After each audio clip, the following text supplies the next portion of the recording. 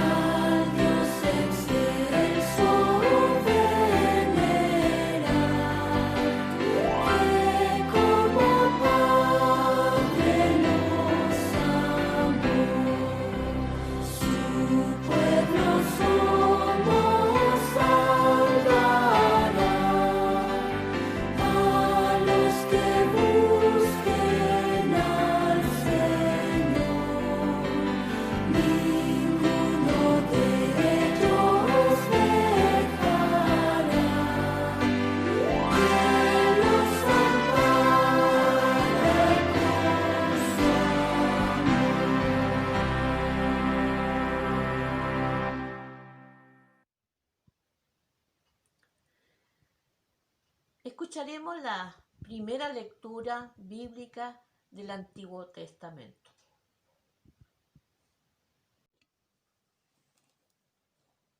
Salmo 80, del 7 al 14. Leo en el nombre del Señor.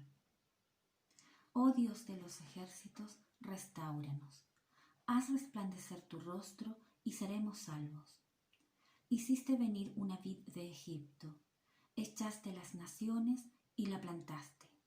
Limpiaste sitio delante de ella e hiciste arraigar sus raíces y llenó la tierra.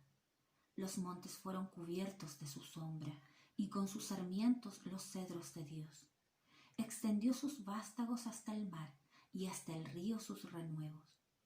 ¿Por qué aportillaste sus vallados y la vendimian todos los que pasan por el camino? La destroza el puerco montés y la bestia del campo la devora. Oh Dios de los ejércitos, vuelve ahora. Mira desde el cielo y considera y visita esta viña.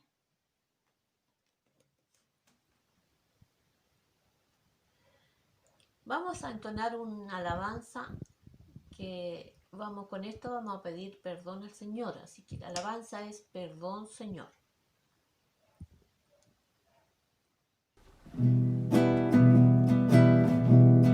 Perdón, mi Dios, por todo lo que soy. Perdóname, Dios mío, por lo que no te doy. Perdón, perdón, perdón, perdón. Escucha mi plegaria, sin ti no sé vivir. Por lo que te he ofendido, perdón. perdón, perdóname a mí, escucha mi plegaria por lo que te ofendí. Perdón, mi Dios, perdóname, perdón, mi Dios, perdóname, perdón, mi Dios, por todo lo que soy. Perdóname, Dios mío, por lo que no te doy. Perdón, perdón, perdón, perdón. Escucha mi plegaria, sin ti no sé vivir. Por lo que te he ofendido, perdón, perdóname a mí. Escucha mi plegaria, por lo que te ofendí. Perdón, mi Dios, perdóname, perdón, mi Dios, perdóname.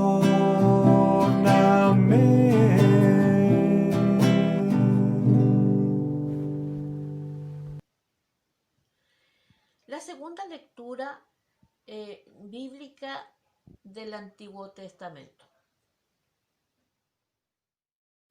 Leo Isaías 5 del 1 al 7. Parábola de la viña. Ahora cantaré por mi amado el cantar de mi amado a su viña. Tenía mi amado una viña en una ladera fértil. La había cercado y despedregado y plantado de vides escogidas. Había edificado en medio de ella una torre y hecho también en ella un lagar, y esperaba que diese uvas, y dio uvas silvestres. Ahora pues, vecinos de Jerusalén y varones de Judá, juzgad ahora entre mí y mi viña. ¿Qué más se podía hacer a mi viña que yo no haya hecho en ella? ¿Cómo, esperando yo que diese uvas, ha dado uvas silvestres? Os mostraré pues ahora lo que haré yo a mi viña. Le quitaré su vallado y será consumida. Aportillaré su cerca y será hollada. Haré que quede desierta, no será podada ni cavada, y crecerán el cardo y los espinos, y aun a las nubes mandaré que no derramen lluvia sobre ella. Ciertamente la viña de Jehová de los ejércitos es la casa de Israel, y los hombres de Judá planta deliciosa suya. Esperaba juicio, y he aquí vileza, justicia, y he aquí clamor. Entonaremos el himno 223, Yo quiero trabajar por mi Señor. Yo quiero trabajar por mi Señor, confiando en su palabra y en su amor. Quiero yo cantar y orar y ocupado siempre estar en la viña del Señor. Trabajar, trabajar en la viña del Señor. Si mi anhelo es orar y ocupado siempre estar en la viña del Señor. Yo quiero con denuedo trabajar y esclavos del pecado liberar, conducirlos a Jesús, nuestro guía, nuestra luz, en la viña del Señor. Trabajar, trabajar en la viña del Señor. Si mi anhelo es orar y ocupado siempre estar en la viña del Señor. Yo quiero ser obrero de valor, confiando en el poder del Salvador. Y el que quiera trabajar hallará también lugar en la viña del Señor. Trabajar, trabajar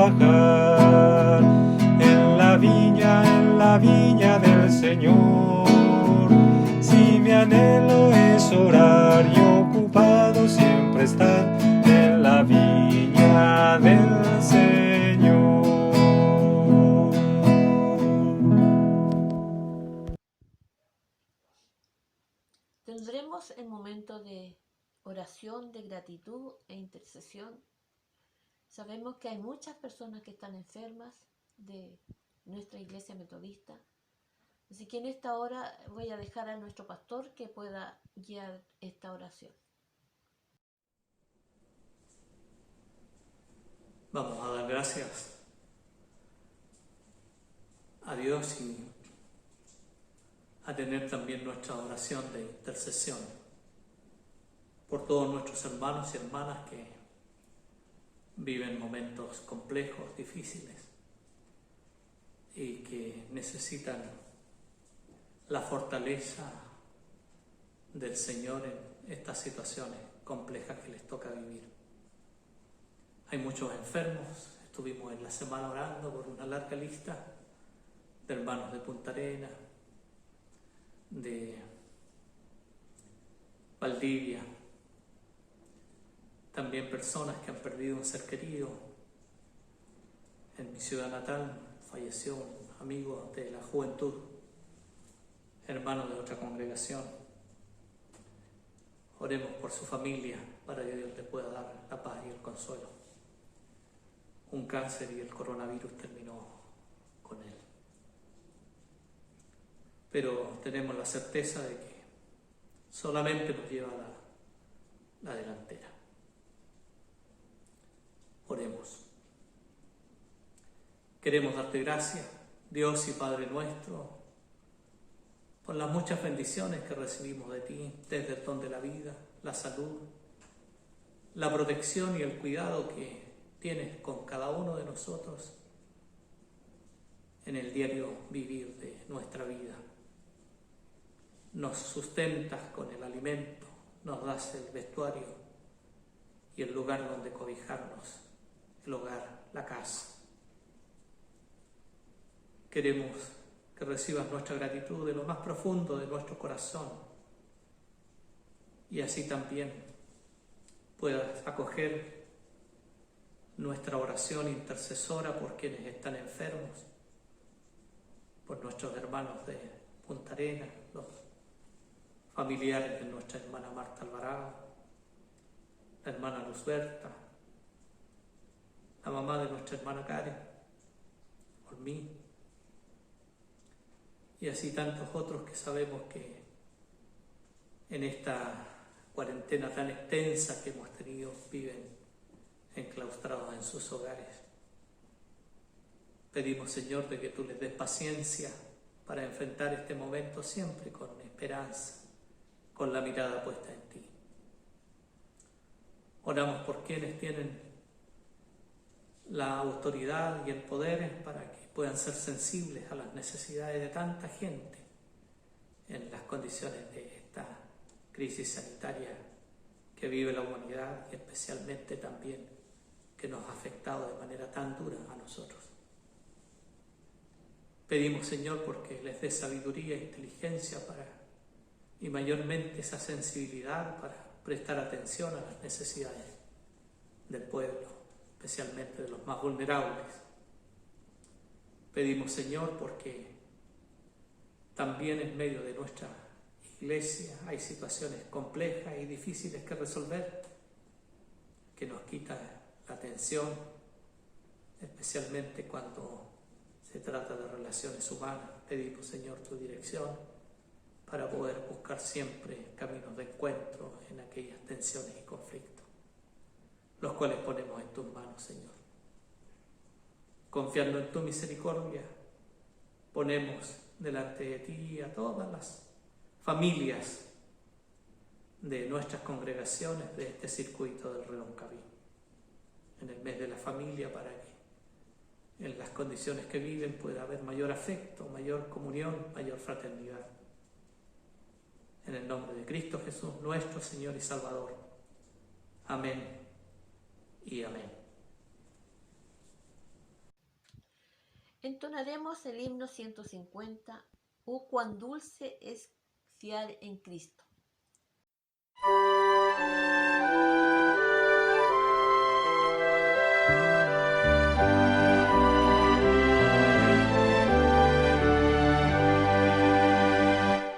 Oh, cuán dulce dulce es fiar en Cristo y entregarle todo a Él, esperar en sus promesas y en sus sendas serle fiel.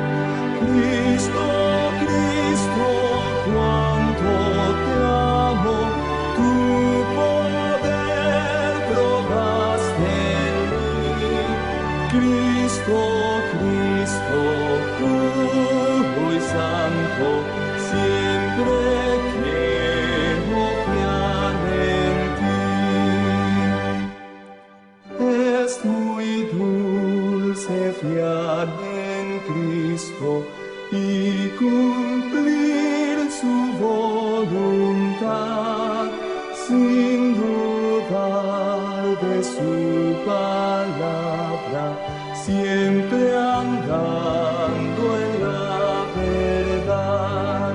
Cristo, Cristo, cuánto te amo, tu poder probaste en mí. Cristo, Cristo, puro y santo, siempre quiero fiar en ti. Siempre quiero fiar en Cristo, mi precioso Salvador, que en la vida y en la muerte me sostiene con su amor. Cristo, Cristo, cuánto te amo, tu poder probaste en mí. Cristo, Cristo, puro y santo, siempre quiero fiar en ti.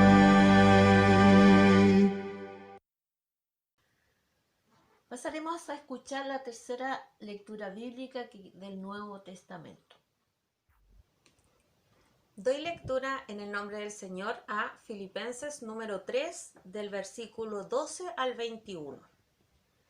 No que lo haya alcanzado ya, ni que ya sea perfecto, sino que prosigo por ver si logro asir aquello para lo cual fui también asido por Cristo Jesús. Hermanos, yo mismo no pretendo haberlo ya alcanzado, pero una cosa hago, olvidando ciertamente lo que queda atrás y extendiéndome a lo que está adelante. Prosigo a la meta, al premio del supremo llamamiento de Dios en Cristo Jesús. Así que todos los que somos perfectos, esto mismo sintamos, y si otra cosa sentís, esto también os lo revelará Dios. Pero en aquello a que hemos llegado, sigamos una misma regla, sintamos una misma cosa. Hermanos, sed imitadores de mí, y mirad a los que así se conducen según el ejemplo que tenéis en nosotros, porque por ahí andan muchos, de los cuales os dije muchas veces, y aún ahora lo digo llorando, que son enemigos de la cruz de Cristo. El fin de ellos será la perdición. Su Dios es el vientre, su gloria es aquello que debería avergonzarlos, y solo piensan en lo terrenal. Pero nuestra ciudadanía está en los cielos, de donde también esperamos al Salvador, al Señor Jesucristo. Él transformará nuestro cuerpo mortal en un cuerpo glorioso, semejante al suyo, por el poder con el cual puede también sujetar a sí mismo todas las cosas. Palabra del Señor. En este momento vamos a ofrendar al Señor. Y nuestra ofrenda se la vamos a entregar a nuestros respectivos tesoreros de diferentes iglesias. Oh, aleluya, quiero expresar cantando, aleluya, quiero expresar gritando, aleluya. No puedo vivir sin Dios, sin Dios. Esta nueva experiencia vivo, esta nueva vida yo recibo. Ahora sin su amor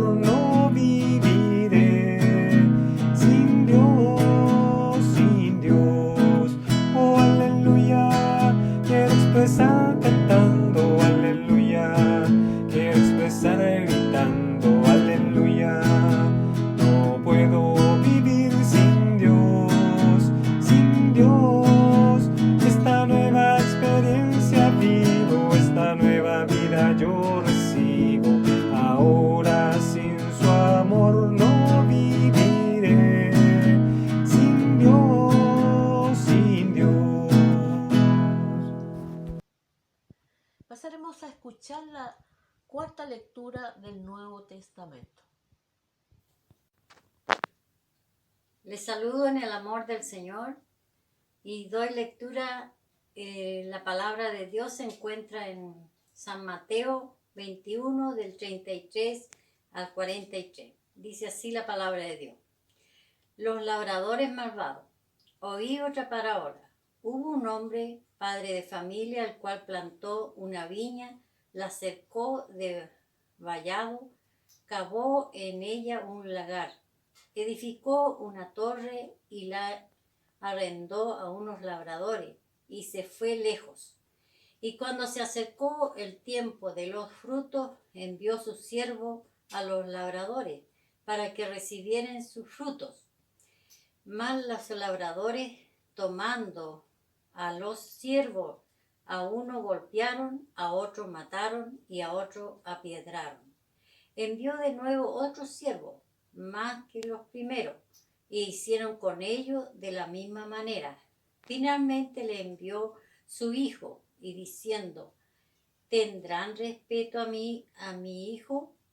Mas los labradores, cuando vieron al hijo, dijeron entre sí, este es el heredero, venid, matémosle y apoderémonos de su heredad. Y tomándole, le echaron fuera de la viña y le mataron. Cuando venga, pues, el señor de la viña, ¿qué harán aquellos labradores? Le dijeron a los malos, destruirá sin misericordia y arrendará su viña a otros labradores, que le paguen el fruto a su tiempo. Jesús les dijo, ¿nunca leísteis en las Escrituras? La piedra que se echaron los edificadores ha venido a ser cabeza del ángulo. El Señor ha hecho esto, y es cosa maravillosa a nuestros ojos. Por tanto os digo que el reino de Dios será quitado de vosotros y será dado a gente que produzca los frutos de él. Que Dios bendiga su palabra.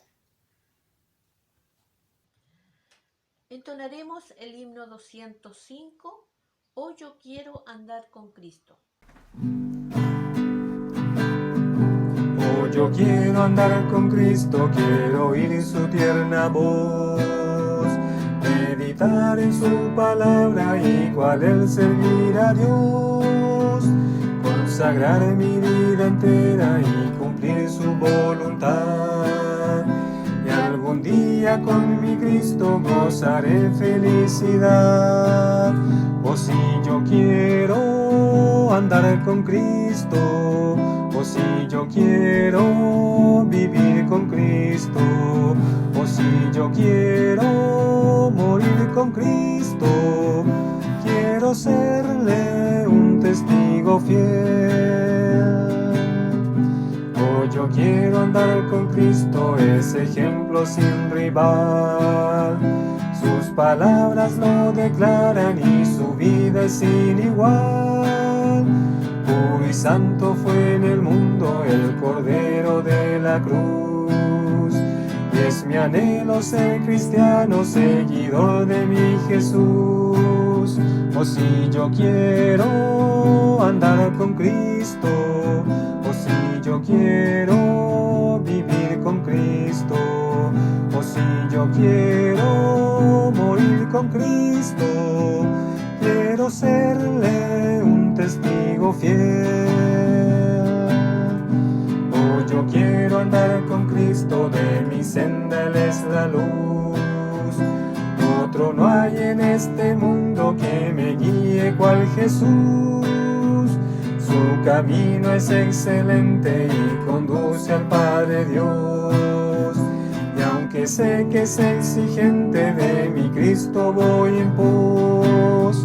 Oh, si yo quiero andar con Cristo, oh, si yo quiero vivir con Cristo, oh, si yo quiero morir con Cristo, quiero serle un testigo fiel.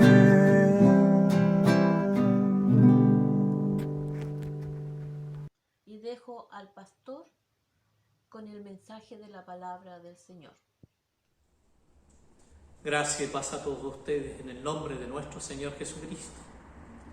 En este día, el Día del Señor, que nos convoca para celebrar esta liturgia y cultivar así nuestra espiritualidad, teniendo como centro la palabra del Señor que ilumina nuestro diario vivir. Con fe, con esperanza, que Dios siempre está manifestándose en nuestro medio. Oremos al Señor. Dios y Padre nuestro, te damos gracias porque tú nos permites darnos el tiempo para leer, escuchar y meditar en tu palabra. Que la inspiración de tu Santo Espíritu dirija nuestros pensamientos y abra nuestros sentidos para comprender lo que tú tengas que decirnos por tu palabra en este día. Lo pedimos en el nombre de Jesucristo, tu Hijo, nuestro Señor. Amén y amén. Partiendo por el Salmo de este día, con la imagen de la vida, el salmista nos presenta la historia de Israel desde el éxodo de Egipto hasta su establecimiento en la tierra de Canaán, con sus logros de conquista y extensión de fronteras entre el río Éufrates y el mar Mediterráneo. El Salmo nos habla de la misericordia de Dios en el pasado. Es un salmo de una súplica comunitaria que expresa su confianza en Dios al recordar sus grandes hechos misericordiosos del pasado. Es una metáfora con muchos detalles. La figura de esta viña donde la cerca está rota, donde todos los que pasan pueden robar frutos y los animales salvajes pueden destruir las vides. Viene a ser una metáfora de el resultado de la infidelidad o la apostasía, de la cual también nos habla el profeta Isaías. Porque el pueblo abandonó a Dios, Él les dejará desprotegidos. Es interesante darnos cuenta del hecho de contar y volver a contar la historia de las experiencias del pueblo de Israel con Dios, de generación en generación. Al relatar los acontecimientos de salvación, el pueblo actualiza, revive y celebra el acto salvador de Dios. El acto de narración estimula el descubrimiento de importantes puntos de contacto e identificación entre las experiencias de los personajes bíblicos y la experiencia misma del pueblo. Los autores bíblicos reviven en el proceso de narración su historia y su experiencia de fe, para que éstas lleguen a los oyentes en situaciones y en su experiencia del momento presente, convirtiéndose así en el vehículo del amor de Dios por el hombre de hoy. El texto del profeta Isaías, de él podemos señalar lo siguiente. Intencionalmente el profeta comienza con una pregunta abierta para solo aclararla en el versículo 7. Al principio aparentemente habla de su amigo y su prometida y quiere evitar que los oyentes se den cuenta desde el principio de que en realidad está hablando de Dios y su pueblo. En términos formales, por lo tanto, nos enfrentamos a una palabra de juicio que irónicamente comienza como si fuera un canto de amor. Probablemente el profeta Isaías presentó esta parábola con ocasión de la fiesta de la cosecha. Y por eso requiere que prestemos especial atención y cuidado, que el amado respectivamente, el agricultor, ha dado a su viña. busca crear todas las condiciones necesarias para que pueda favorecer la plantación de buenas uvas. La elección de la tierra, el mover la tierra o el suelo giratorio, el alejamiento de las piedras, la construcción de una cerca alrededor del viñedo en forma de una valla o pared, la elección de las mejores plantas, posiblemente viñas nobles de la mejor calidad, la construcción de una torre en el medio de la viña para el mismo propósito, que está destinado al refugio del guardia. La torre es una señal de que el agricultor está dispuesto a hacer inversiones más altas de lo normal. El lagar es una especie de tanque donde pisas y exprimes la uva y que sirve al mismo tiempo que una vaguada a través de la cual fluye el líquido. Se observa que el agricultor no solo invirtió en la plantación, sino también en la construcción de instalaciones que sirven en la vendimia. Después de todo esperaba que diera buenas uvas. Sin embargo, dio uvas silvestres, uvas que antes de madurar ya se pudren, es decir, uvas ácidas y podridas. Es de esta manera que el profeta Isaías introduce una nueva circunstancia. Irónicamente, los acusadores deben haber frustrado las expectativas del agricultor. Están llamados a juzgar y a juzgar entre él y su viña. Cabe señalar que el agricultor no pide las razones que llevaron al viñedo a no producir los frutos esperados. Hizo su parte y casi naturalmente esperó que la viña hiciera la suya. Lo contrario del agricultor que ya se pronuncia en el versículo 4. Se convierte en un anuncio formal de juez. El castigo consiste en sacar el cerco, que es la valla viviente de ramas o arbustos, para derretir la pared de piedra, en la suspensión de la poda y la rotación de la tierra, la retención de lluvia. Tomadas en su conjunto, estas medidas no significan tanto una intervención directa y violenta, sino una acción indirecta de efectos prolongados y fatales. El agricultor le quita la protección a la viña y entrega a la viña su propio destino y por lo tanto a su autodestrucción.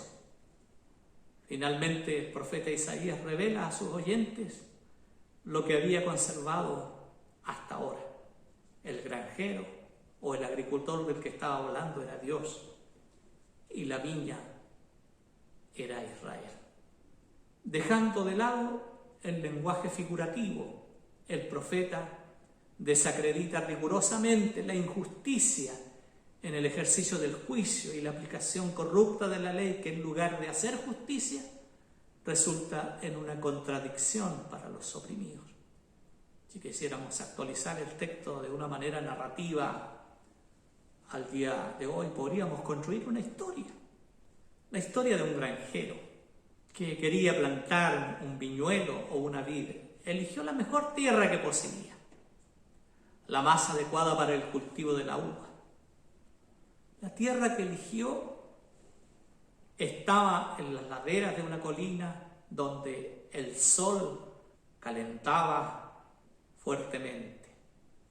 Y allí, donde se puso a juntar las piedras, las colocó alrededor del viñedo, convirtiéndolas en una valla o en una pared para evitar que los animales entraran y destruyeran la vid.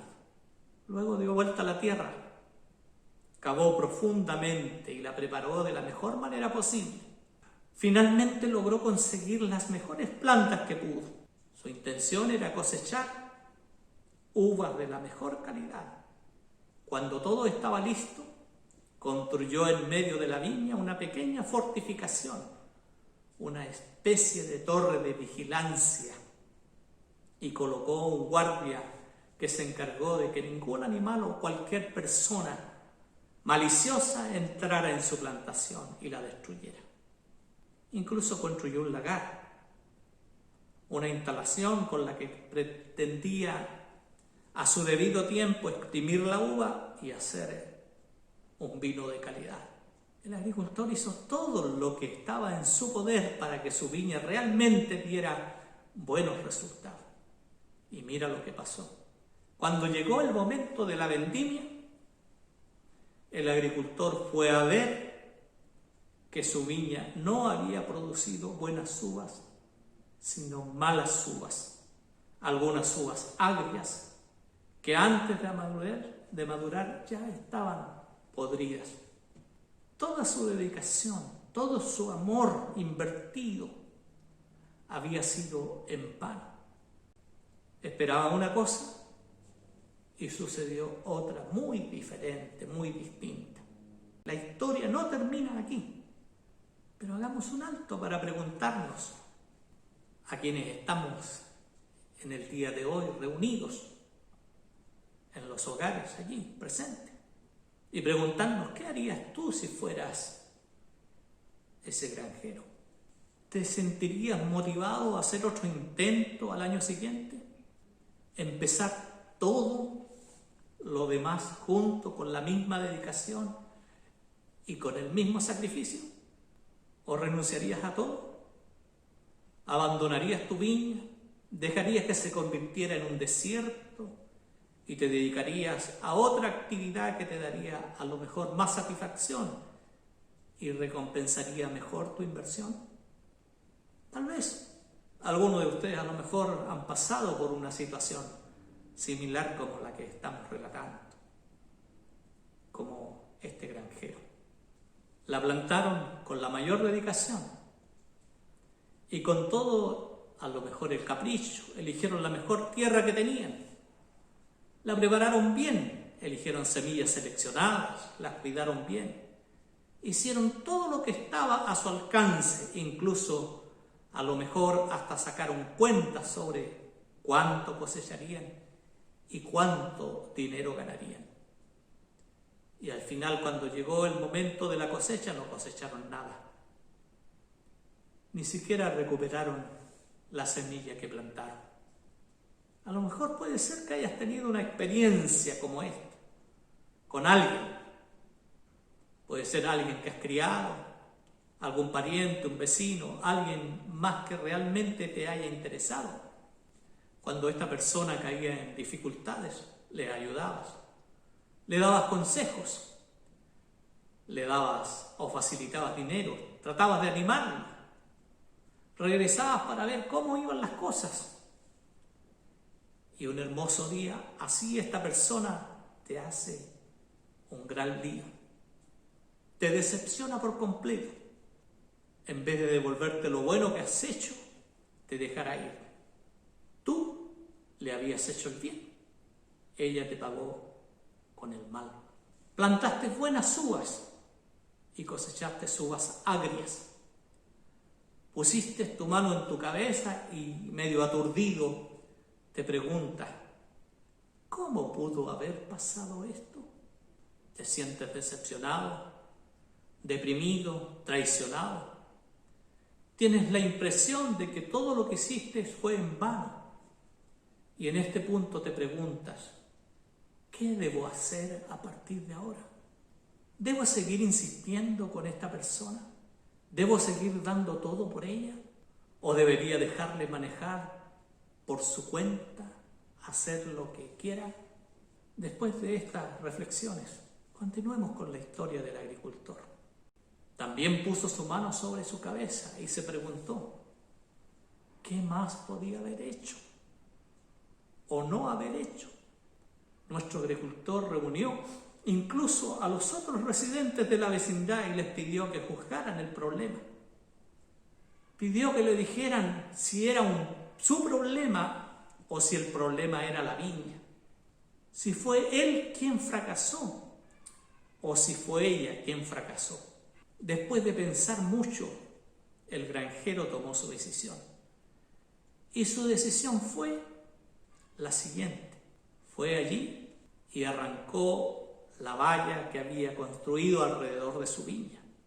Y así dejó que los animales entraran allí y lo convirtieran en un campo de pastos. Dejaron que fuera completamente pisoteado.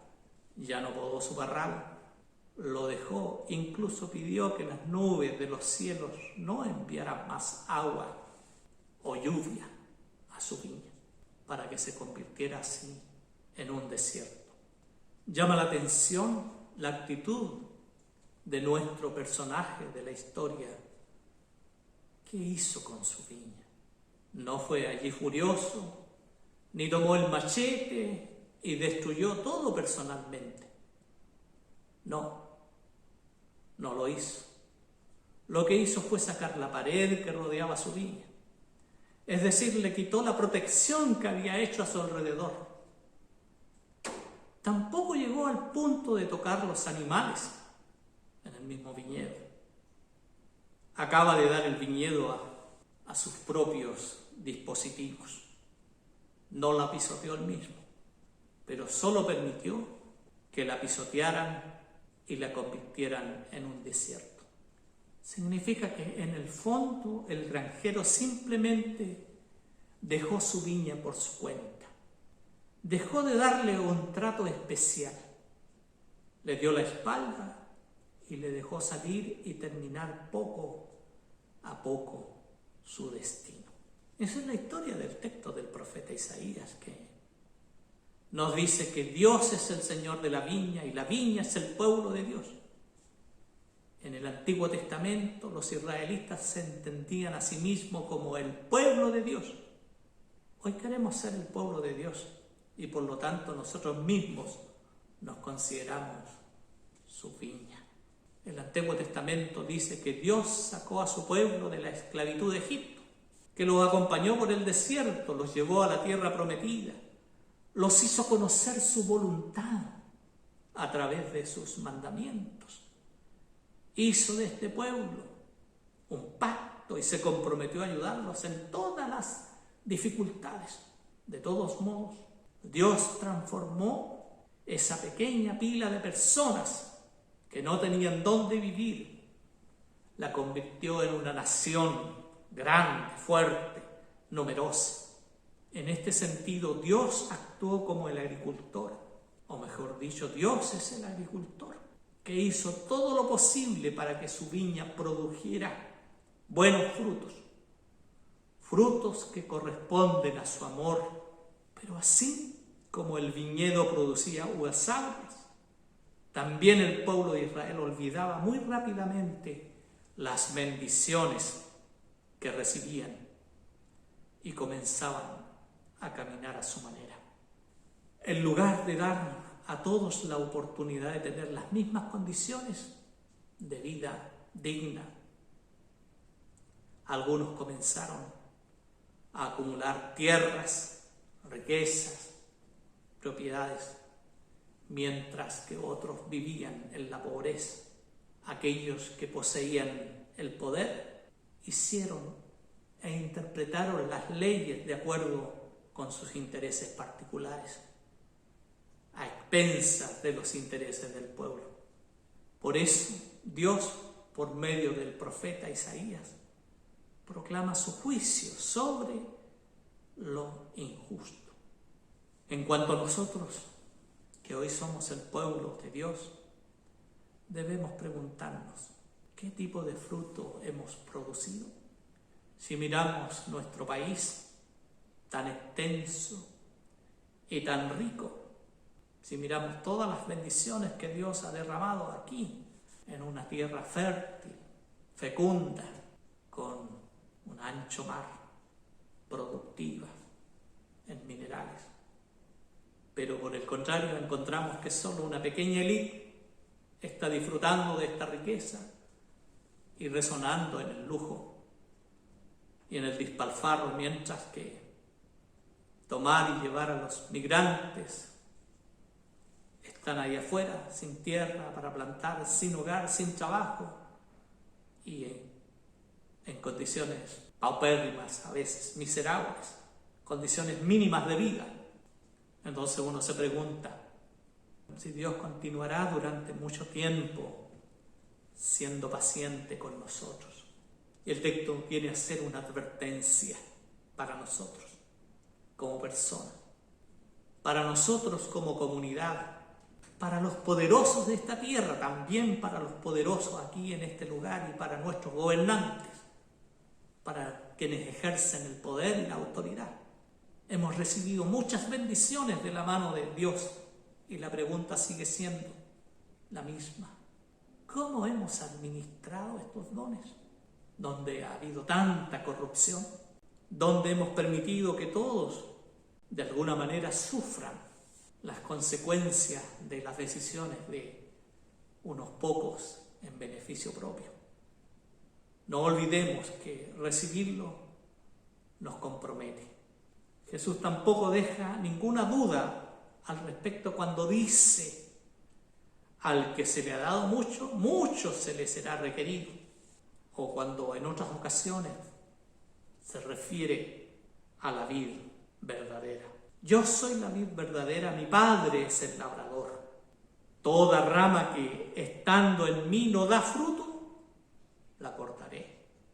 Pero cualquier rama que dé buenos frutos, la limpiaré para que pueda producir aún más del buen fruto. No es que Dios sea un Dios vengativo, no, sino que Dios es un Dios que quiere justicia para los que ama. Es este el texto del cual nos habla el profeta Isaías.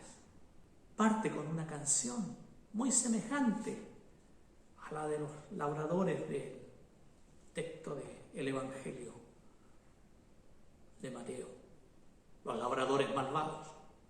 Puesto que en todos estos casos la viña simboliza al pueblo de Israel, podemos decir que la parábola de los evangelios se inspira en este relato del texto de Isaías. La viña que decepcionó en los evangelios fueron los labradores malvados, los dirigentes del pueblo. Inclusive la pregunta retórica de Isaías y su respuesta viene a ser prácticamente similar en el Evangelio de Mateo.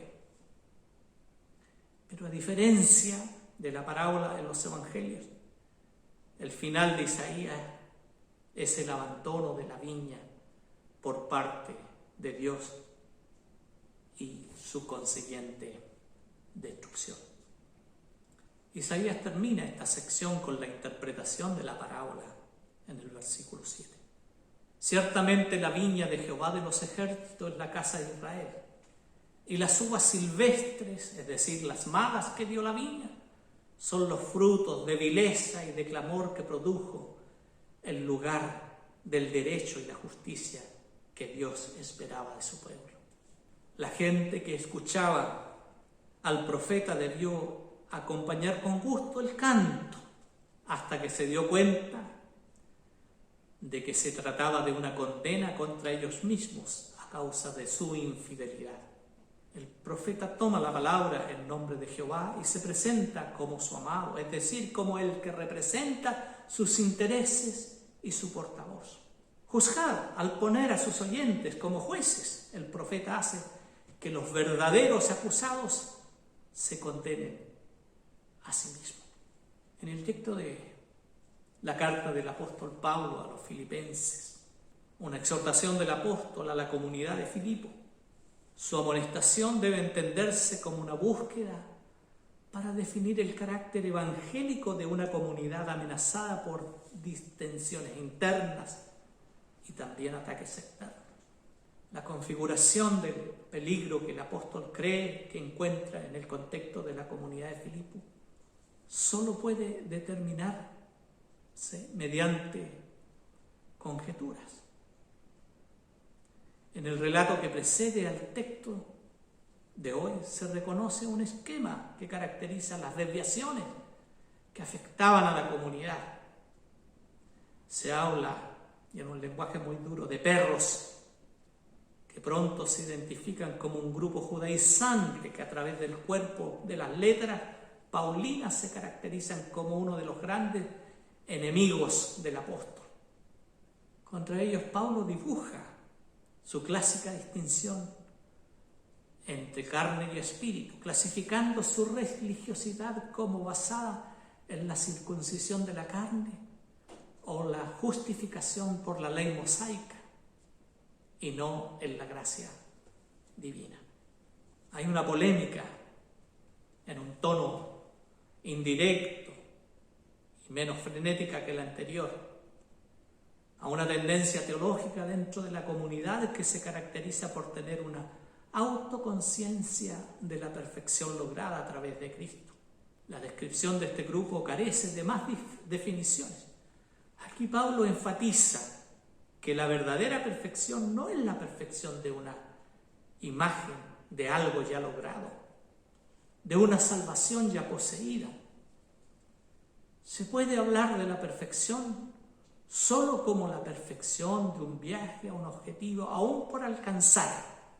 No lo he alcanzado todo. Podríamos hablar de la perfección, de la esperanza, la perfección del acto y no del resultado, del trabajo y no de la obra. Declara que hay muchos y que las consecuencias de su postura son en realidad enemigos de la cruz de Cristo. Le afecta personalmente. Nos permite concluir que aquellos de los que el apóstol habla aquí no deben confundirse con aquellos a quienes había llamado anteriormente perros, tratándolos solo con rencor. Para los que ahora lloran, de esto se puede deducir que es un grupo que han surgido al interior de la comunidad y tiende a confundirse con el apóstol. En vez de ser trigo, vienen a ser cizaña. Tampoco son los perfectos. La intención del apóstol es tratar de corregir y no condenar. Las palabras de Pablo son duras. Son los enemigos de la cruz de Cristo. Su fin es la perdición. La cruz de Cristo es un calificador. Nos permite ver quiénes se declaran cristianos, pero que en realidad traicionan la cruz. La imitación de Cristo, ser imitadores de mí como yo de Cristo, pero la práctica de vida de algunos en medio de la comunidad no era aquella. San Pablo llama a la exhortación y pide prácticamente que la comunidad de Filipos gire en esa dirección. Con un sorprendente imperativo, él parte diciendo: también sean mis imitadores, sigan la representación que tienen en mí. Pareciera ser que Pablo fuese un poco ingreído en este punto, pero no es así. Lo está diciendo una persona que ha sido prisionero, perseguido, masacrado. Es un convicto y no un ciudadano ejemplar según las acciones de la sociedad actual. Su gloria no está en la gloriosa aparición de este mundo, sino en la infamia de la cruz en la que viven. Por otro lado, tampoco son masoquistas, resignados, sino combatientes, activos por la causa del reino. La invitación a la imitación es el llamado a recorrer los caminos de la esperanza por los cuales, aunque abatido, el apóstol se aventura.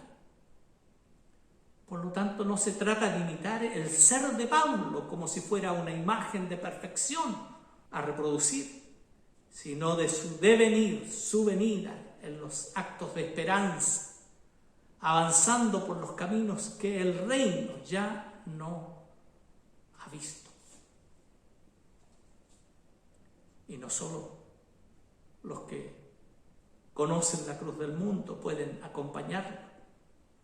Aquellos que, alejados de los méritos de este mundo, esperan simplemente en la gracia divina. Aquellos que, rodeados de injusticias, son sensibles a lo que es justo. aquellos que, como Martin Luther King, solo teniendo una piedra donde reclinar su cabeza, se atreve a proclamar esa famosa frase que nosotros conocemos: tengo un sueño. La invitación del Evangelio al discipulado no es más que una llamada a seguir el tipo, el modelo, el paradigma del ser humano que se asume en su condición mínima y por lo tanto más integral, emergente del suelo, del polvo y la arcilla, elevado por la cuerda de la esperanza.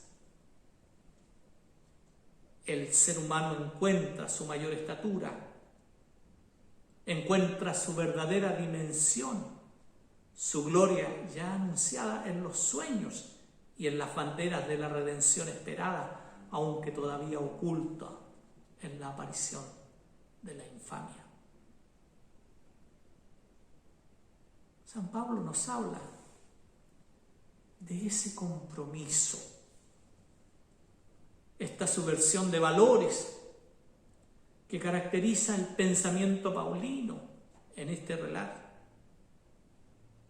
donde habla precisamente de los enemigos de la cruz, cuya gloria es la vergüenza, cuyo Dios es el vientre, cuya estructura de valores están organizadas por el sistema de poder y méritos. Ellos son los que solo piensan en las cosas malas.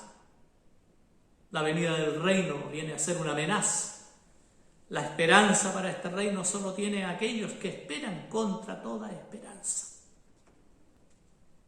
Por eso el apóstol tiene el derecho de pedir a los hermanos de Filipo que lo imiten, ya que se atrevió a reconocer la cruz de Cristo,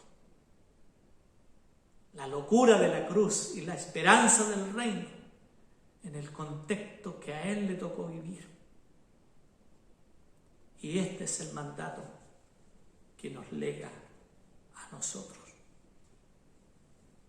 ser imitadores como él lo ha sido de Cristo. Y utiliza ese término de la perfección. Y él dice que todavía no lo es, de ninguna manera, ningún cristiano completo, sino que sigue avanzando, está tratando de alcanzar aquello para lo que Cristo le alcanzó a él. Es su experiencia que vive en el camino a Damasco, cuando Cristo le detuvo y tiene una visión, un propósito para él. Sentía que toda su vida estaba obligada a proseguir adelante. Toda persona es llamada por Cristo con algún propósito. Y por lo tanto, toda persona debe proseguir durante toda su vida hasta alcanzar aquel propósito para el que Cristo le llamó o le tomó. Con ese fin, Pablo está olvidando las cosas que va dejando atrás. Es decir, nunca se gloriará de ninguno de sus logros, ni los usará como disculpas para relajar su esfuerzo. Para Pablo, el cristiano debe olvidar todo lo que ha hecho y tener presente solo lo que todavía tiene por hacer. En la vida cristiana no hay sitio para los que se quieren dormir en los laureles. También está estirándose a las cosas que tiene por delante. El apóstol dice que en la vida cristiana debemos olvidar cualquier logro pasado y tener presente solo la meta que tenemos por delante. Así tenemos que mirar la vida, gloriarnos en la cruz de Cristo. Habían muchos que declaraban que todo estaba bajo la gracia de Dios y que por lo tanto no importaba lo que hicieran con el cuerpo, Dios lo perdonaría. No hacía falta ninguna disciplina ni ningún esfuerzo más Pablo insiste en que hasta que alcancemos el final, hasta que lleguemos a la meta, la vida cristiana es como la de un atleta que se esfuerza por seguir hacia la meta y tiene siempre la meta por delante. Todo aquel que haya llegado a ser maduro en la fe y que conozca lo que es el cristianismo, debe conocer la disciplina y el esfuerzo y la agonía también de la vida cristiana. Puede que piense de otra manera, pero si es sincero, Dios le aclarará que no debe nunca relajar el esfuerzo, sino que debe continuar esforzándose hasta llegar a la meta que siempre tendrá por delante mientras esté en este mundo. La meta era conocer a Cristo para Pablo. Y conocer a Cristo es ser como Él. Y ser todo lo que Cristo pensaba en cuanto a Él. Esta meta absorbió todas sus energías y es un ejemplo valioso para nosotros. No debiéramos permitir que nada aparte la meta de nuestros ojos.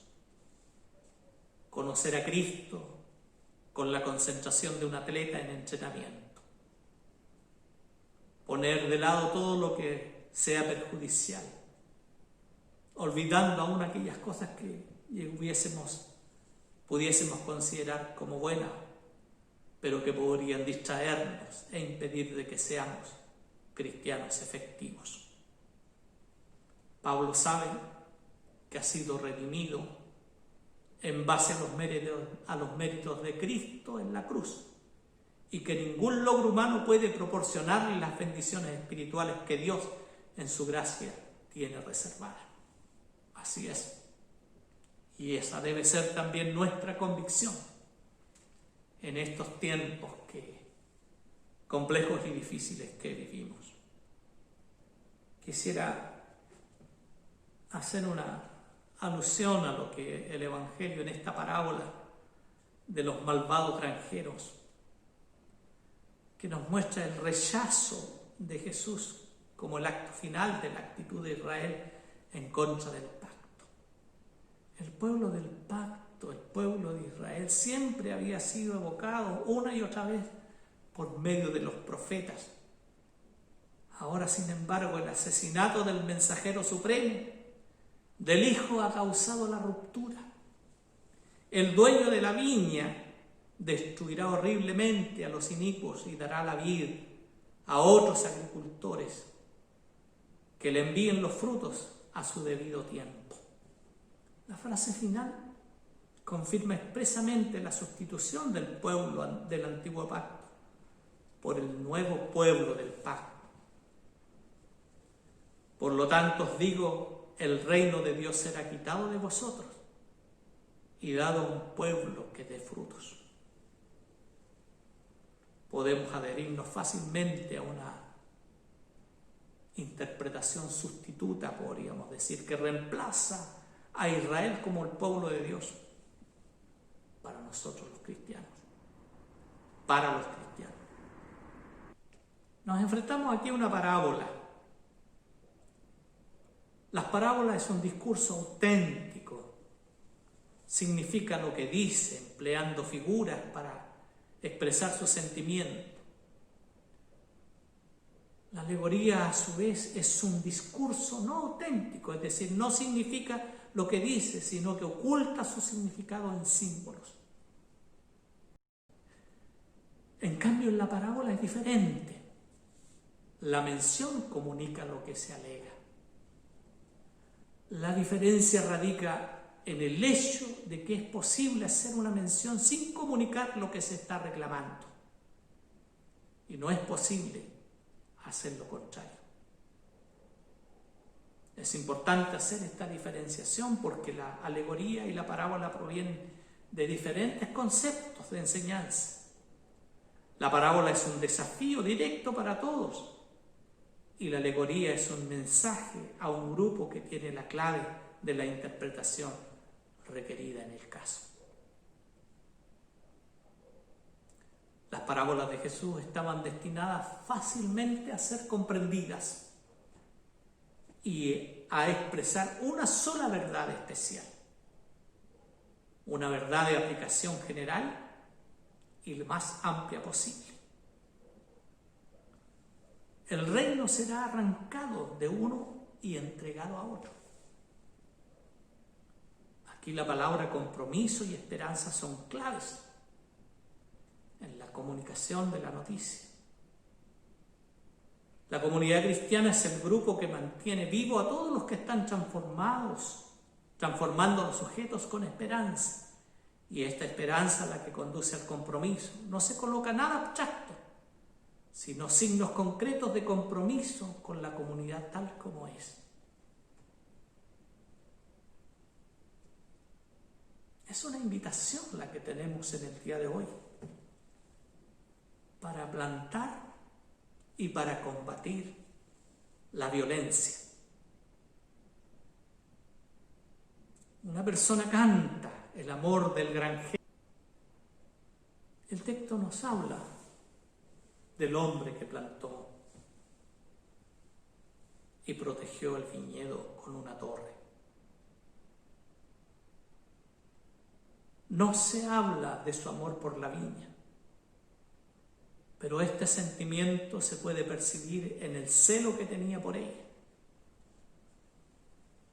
Además, al enviar a su propio hijo, después de la violencia cometida contra sus emisarios anteriores, revela aún más su amor. Son las lecturas que el leccionario nos traía para este domingo. Una parábola cargada de violencia. Probablemente para que podamos observar la motivación amorosa de Dios como la antítesis de las relaciones violentas. El texto de la carta a los filipenses resume y destaca el tema de la donación. Cristo se entrega a sí mismo. Cristo se entrega a Pablo como símbolo de todas las personas pecadores que buscan la justificación. Pablo se entrega a Cristo como respuesta amorosa a la entrega divina en Cristo Jesús.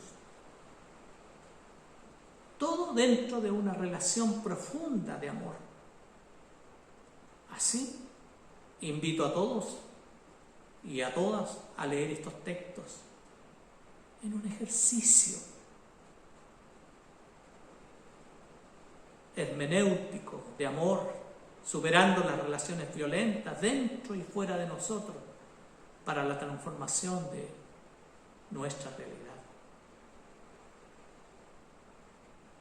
Entendiendo que todo está dentro del contexto de la destrucción del templo de Jerusalén en el año 70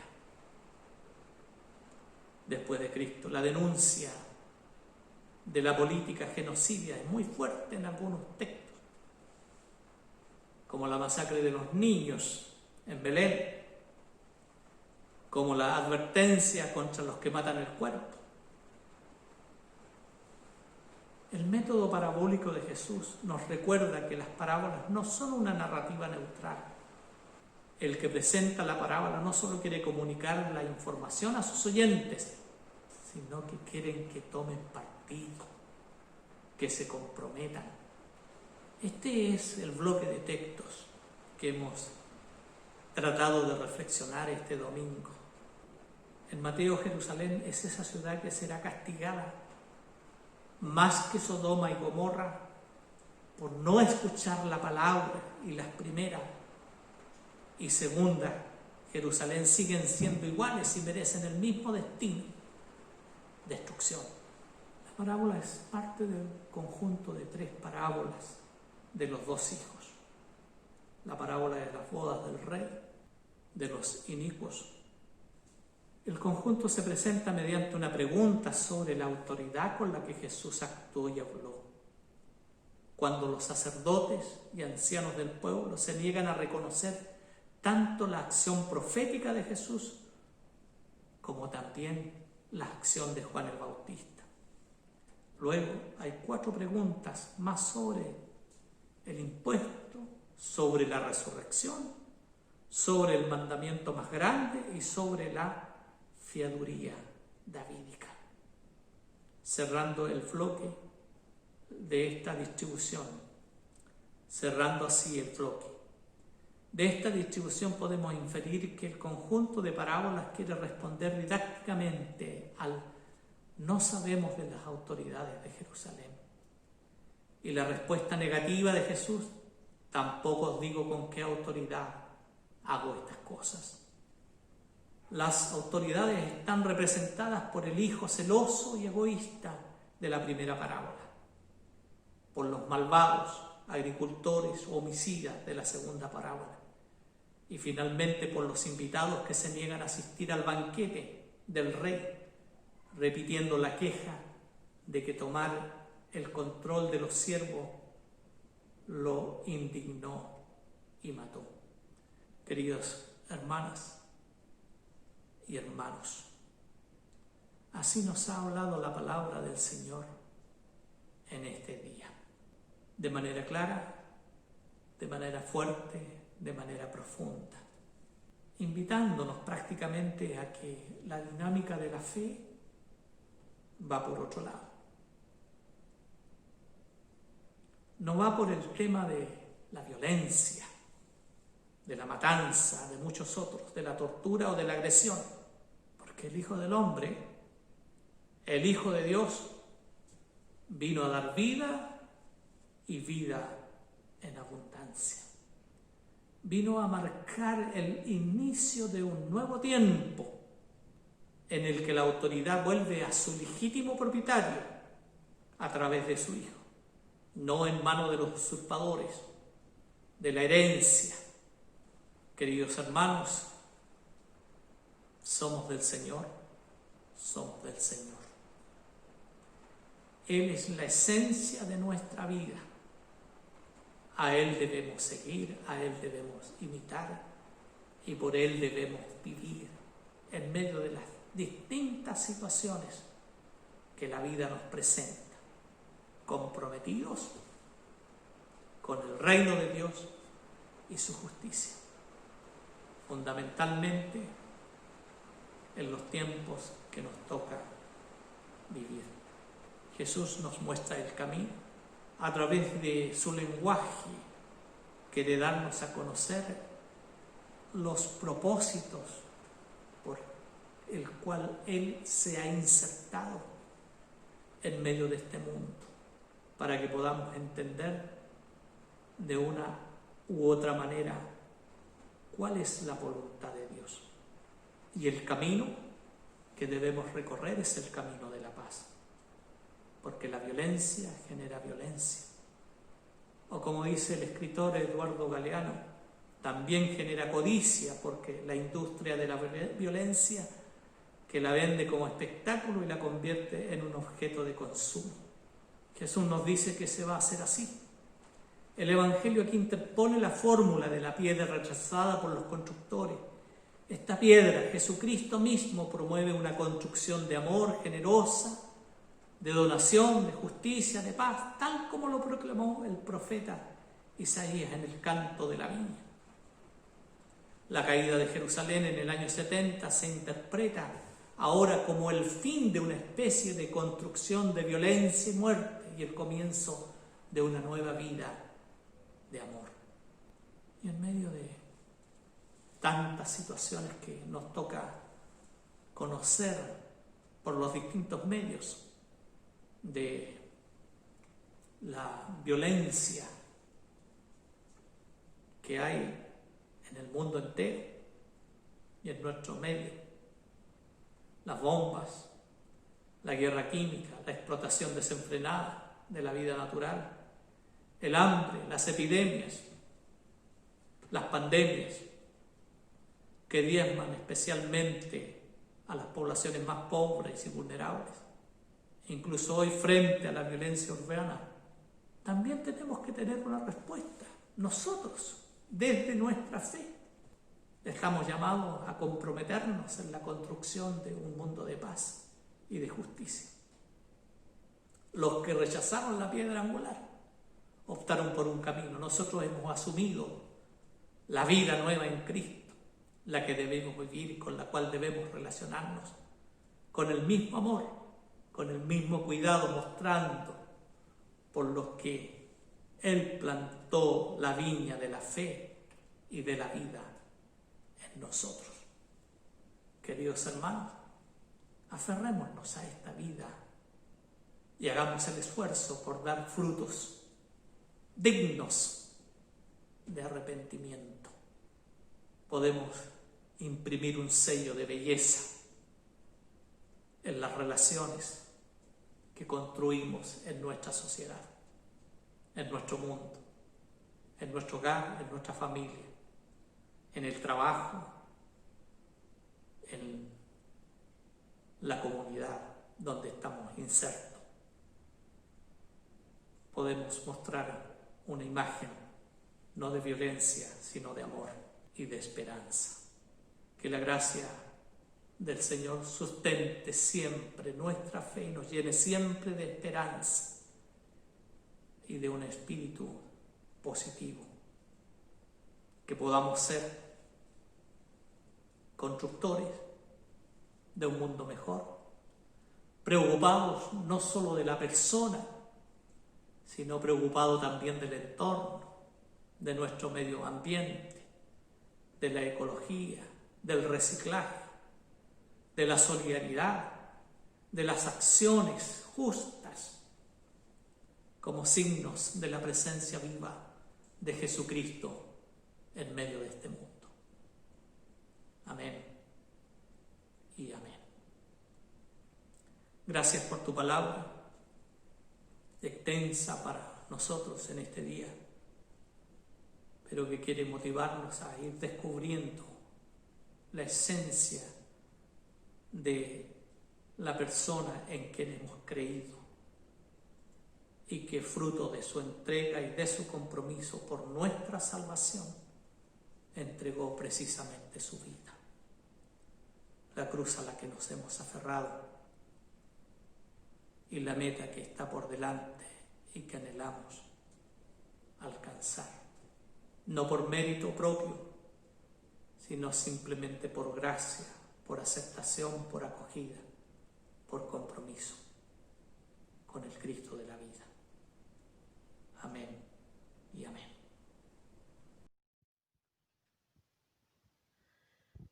Entonaremos el himno 218, Estad por Cristo firmes.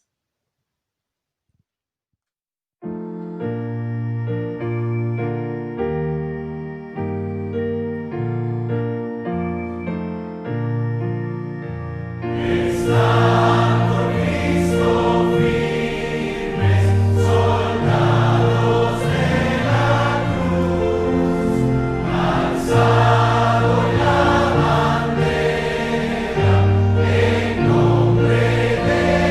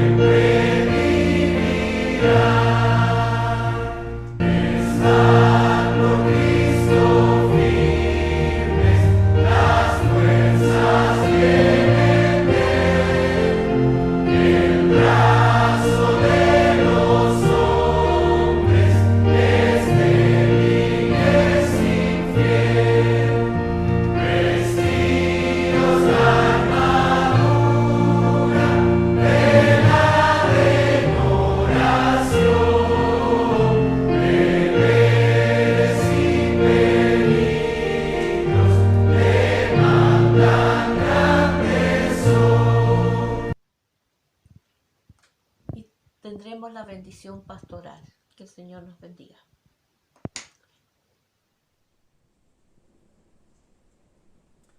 Estamos llegando al final de la liturgia, queridos hermanos, y pidamos que el Señor nos acompañe en esta nueva semana, que pueda fortalecernos en la fe, en la oración y en poder estar siempre en contacto con Él y también en una búsqueda permanente de cultivar nuestra espiritualidad en estos tiempos complejos. Y que la bendición de Dios Padre, Hijo y Espíritu Santo sea con ustedes, con vuestra familia, con todo el pueblo de Dios ahora y eternamente. Amén y amén.